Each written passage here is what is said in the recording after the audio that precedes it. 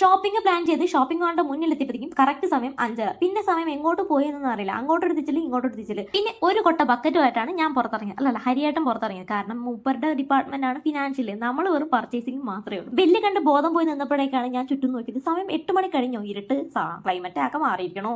ആടെ മുഖം മാറാതെ നോക്കണത് എന്റെ ഉത്തരവാദിത്തം. അതുകൊണ്ട് ഓട്ടോറിക്ഷ കയറിയപ്പോൾ ഞാൻ ആളെ സോപ്പിടാൻ വീഡിയോ എടുത്തു. അപ്പത്തേക്ക് ആൾ കൊട്ടാവിട്ട് കൂടെ എന്റെ ഓവർ ആക്ഷനോടെ കണ്ടപ്പോഴത്തേക്ക് പൂർത്തിയായി. സെക്കൻഡ് ലൊക്കേഷൻ ഇന്ന് പുതുതായി എടുത്ത ഡ്രസ്സും കൊണ്ടാണ്. മാളിലായതുകൊണ്ട് തിയേറ്റർ കുറച്ച് ഓവർ ബിൽഡപ്പ് ആയിരുന്നു. അതിന്റെ മുന്നിൽ ഇരുന്ന് ഹരിയേട്ടൻ ചെത്തുന്നുണ്ടായിരുന്നു. വാഴ നനയുമ്പോൾ ചീര നനയല്ലോ, കൂട്ടിന് ഞാനും. പിന്നെ എന്റെ ഓവർ എക്സ്പ്രഷനോടെ കണ്ടപ്പോഴത്തേക്കും ഹരിയേട്ടൻ പിടിച്ചിട്ട് തിയേറ്ററിനകത്ത് കയറ്റി. പടം ഏകദേശം തുടങ്ങാറായി എന്നൊക്കെ പറയുന്ന അവസ്ഥയിലായിരുന്നു. ഒരു ലോഡ് പരസ്യം, പിന്നെ പടവും. സത്യം പറയാലോ, പടം കൊള്ളായിരുന്നു. നല്ലൊരു എന്റർടൈൻമെന്റ് മൂവി ആയിരുന്നു. പടം വന്നിരുന്നു, കണ്ടു, കഴിഞ്ഞു. ആ പടം തീർന്നത് പോലും അറിഞ്ഞില്ല. പിന്നെ മാളായതുകൊണ്ട് ഒരു കാഴ്ച ബംഗ്ലാവിന്റെ എഫക്ട് ആണ്.